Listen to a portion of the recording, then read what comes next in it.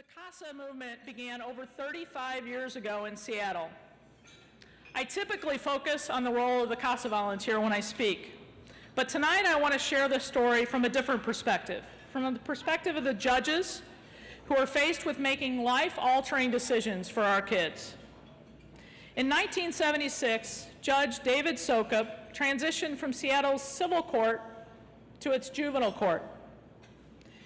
He walked into juvenile court the first morning, and the staff told him that he had a light calendar that morning. He only had 8 cases to hear. The first case involved a 3-year-old named Sarah. The doctors in the emergency room said that the pattern of bruises indicated that she had been physically abused and was being physically abused. The mother said, no, she fell off a slide. And besides, my boyfriend isn't in the house anymore. I kicked him out. The judge had to make a decision for this child.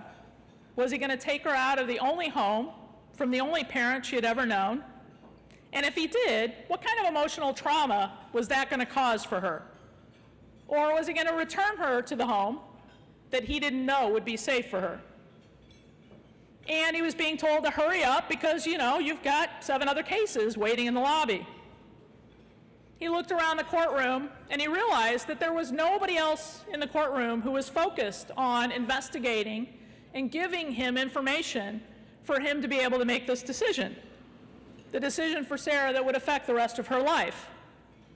In civil court, he was used to cases where the testimony would last days or weeks, and he would have ample time to consider the evidence and make a decision. At the end of the day, he could say, I've done my best and I feel good about the decision. I can go home and I can sleep at night.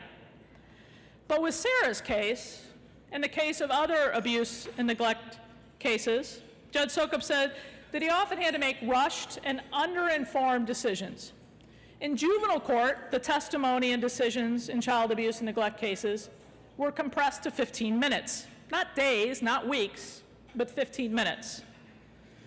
He said, you can't walk away from this at the end of the day. I can't leave the court and just forget about these decisions that I've made.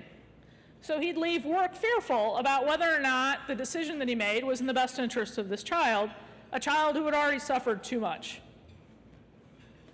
Judge Soukup says that while sitting on the juvenile court bench, he never got a night's sleep without waking and thinking, gosh, did one of the decisions that I made for these kids, were they in the best interest? This is where the idea of CASA volunteers came from. Judge Soukup wanted somebody to be his eyes and ears, somebody who could give him the information that he needed so that he knew he was making the best decisions for these kids. Why do I tell you this story tonight? It's really not party story. I apologize for that. But I tell you this tonight because I want to give you some insight into the men that we are honoring as our 2013 community superheroes. Tonight we're excited to recognize the remarkable contributions of 2 men who have given so much of themselves professionally and personally to make a difference for kids. 2 judges who have made a lifelong impact for thousands of kids that we work with. St. Louis kids who have been abused, neglected, or abandoned. When I think of Judge Soukup's story and I reflect on the kids that we serve every day, I personally cannot imagine what it's like to sit on the bench, to be faced with those kinds of decisions. These 2 judges have faced these decisions several times a day, every day for several years. Deciding whether a child can stay at home. Deciding whether a parent has done what they need to do to fix the problem so that a kid can go home safely. Balancing the decision on, have I given the parents enough time to fix the problem versus how long is too long for a kid to sit and languish in foster care? The 2 men we're honoring tonight have spent the last several years making these decisions for kids who have experienced unimaginable trauma. They've done that because they wanted to make a difference, and they've made a huge difference.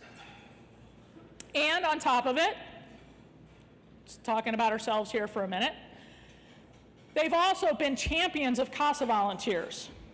They have sworn in hundreds of CASA volunteers. They've recognized the value of the CASA volunteer in helping them make those lifelong critical decisions. They are our superheroes.